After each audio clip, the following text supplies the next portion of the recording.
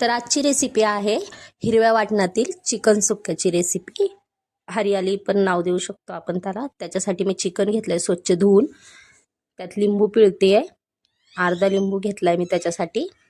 त्याच्यानंतर हळद मीठ घालायचंय आणि अद्रक लसूणची पेस्ट पण घालून घ्यायची आणि मिक्स करायचंय. अर्धा तास ठेवून द्यायचंय.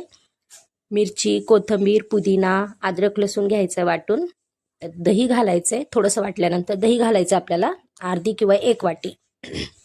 त्याचं मिश्रण आपल्याला त्या चिकनमध्ये घालून घ्यायचंय, छान मिक्स करायचंय.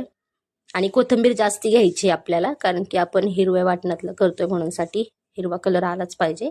खडे मसाले घ्यायचे, जिरा, लवंग, दालचिनी, काळी मिरी, असं सगळं, विलायची. त्याच्यानंतर कांदा घालायचा तेलात. छान कांदा ब्राऊन झाल्यानंतर आपण मॅरिनेशन केलेलं चिकन घालून घ्यायचे, मिक्स करायचं मस्तपैकी. त्याच्यानंतर आपल्याकडे गरम मसाला असेल, चिकन मसाला जो काय असेल तो घालायचा, मीठ घालायचं छान.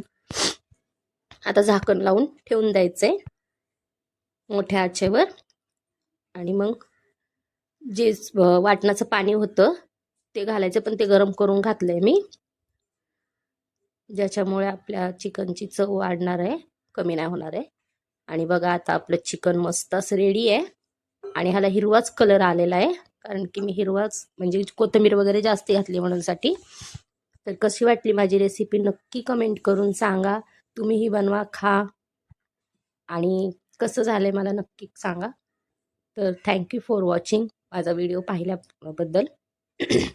Okay, bye. भेटूयात नेक्स्ट व्हिडिओमध्ये. बाय.